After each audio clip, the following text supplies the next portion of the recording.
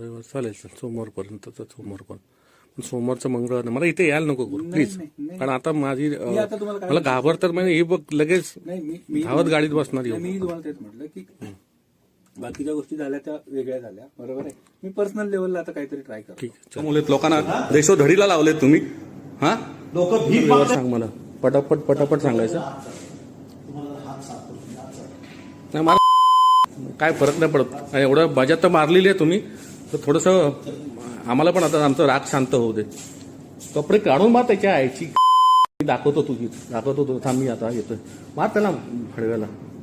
मारा त्याला. काय माहिती नाही तुम्ही पैसे कुठं गुंतवलेत, कुठल्या कंपनीत गुंतवले तेवढं मला सांगा, विषय संपला. डीईटी इन्फ्रास्ट्रक्चर 6 कोटी गुंतवले होते.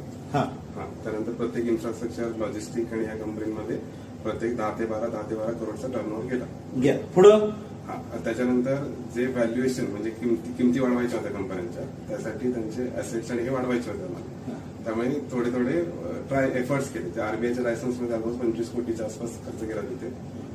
त्यानंतर दिल्लीतून बऱ्याचशा कंपन्या होत्या की त्यांचा टेकओव्हर किंवा टर्नओव्हर वाढवून आपल्याला पूर्णपणे 1000 कोटी उभारायचे होते. त्यासाठी तिथेही 30-40 कोटी हे करून आपण पूर्णपणे कंपन्यांचे व्हॅल्युएशन वाढवून घेतलेत. आता इन्फ्रास्ट्रक्चर कंपनीला 200 कोटीचा अप्रुव्हल आहे. आता डॉक्युमेंटेशन जसे पार्टनर्स मिळतील आम्हाला तसं ते वाढवून आपण पूर्णपणे एकतर लोकांचे पैसे देऊ किंवा कंपन्यांचा वर्किंग कॅपिटल वाढवू. आणि हे नाही झालं तर कसं काय देणार? हे समजा हे सगळं अडकलं. येस. आरबीआयचा रजिस्टर प्लॅटफॉर्म आहे आपल्याकडे, जिथे 10,000 पासून 50 लाखापर्यंत लोक अप्रुव्हल करतात. तर लेंड सोशल म्हणून कम्प्लिटली टीडब्ल्यूजी शिवाय उभं केलंय, जेणेकरून टीडब्ल्यूजीला कोणताही धक्का लागला. कारण आम्हाला सेबीची नोटीस असल्यामुळे त्याच्यावरती आपल्याला आर्थिक व्यवहार करता येत नाही.